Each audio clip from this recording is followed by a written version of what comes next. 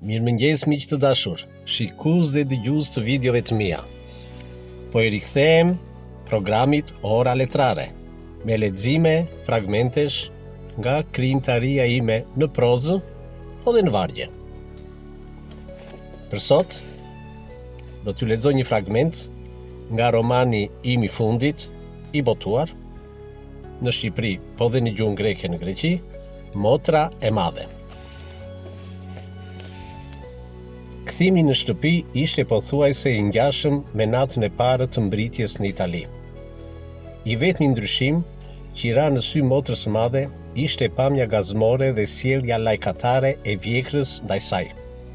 Një lloj si në mëngjesin e parë, vjekra kishte vënë mbi tavolinën e kuzhinës një pjatë me gjellën e drekës dhe sallatierën me marule dhe ullinj. "Oh, faleminderit", tha motra e madhe, "por nuk mundem, se hëngra darkën tek zonja Giovanna." "Dy të rrahura të bëjnë keq, jo dy të ngrëna." "E mora vesh, ju të rejat keni frikë, mos prishni linjat e trupit. Mos u mërzit se shaka bëj." Ja ktheu vjekra dhe pa e zgjatur më tepër fjalën, mori pjatat dhe i futi në frigorifer. Për motrën e madhe tashmë ishte më së qartë loja teatrale e vjekrës. "Çfarë kujton se jam, ndonjë e humbur, nga fshati që mos kuptoi falsitetin e sjelljes së saj?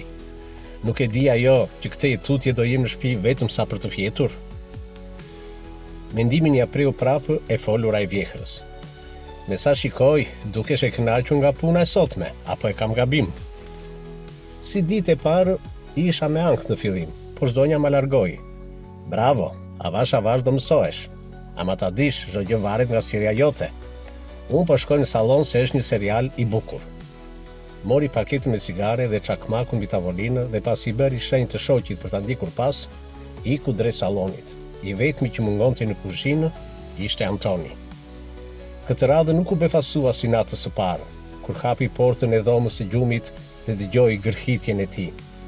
Ushtri në krevat, shtypi butonin e abazhurit dhe në imagjinatën e saj, gërhitja e të shoqit u shndërua në melodinë gjumëndjellëse të gurgullimës së përojit. Tingujt e vazhdueshëm të ziles ja drithëruan qerpikët, duke i turbulluar shikimin motrës së madhe. I fërkoi sytë, por e vetmja gjë që pa ishte drita e zbektë e hënës. Ishte gurgullima e përojit që vetëm motrën e madhe zgjonte çdo mëngjes, në të njëjtën orë, sikur të ishte zilja e një ore.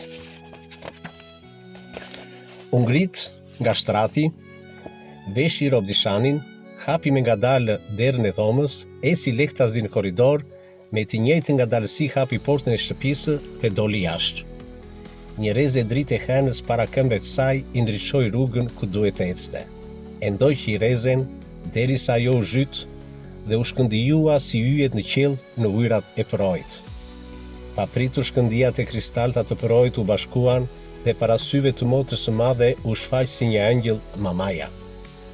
"Bija ime, shpirti im, jeta ime", njehoi zëri saj. "Mamka ime dashur, sa më ka marrë malli për ty, pse na le vetëm?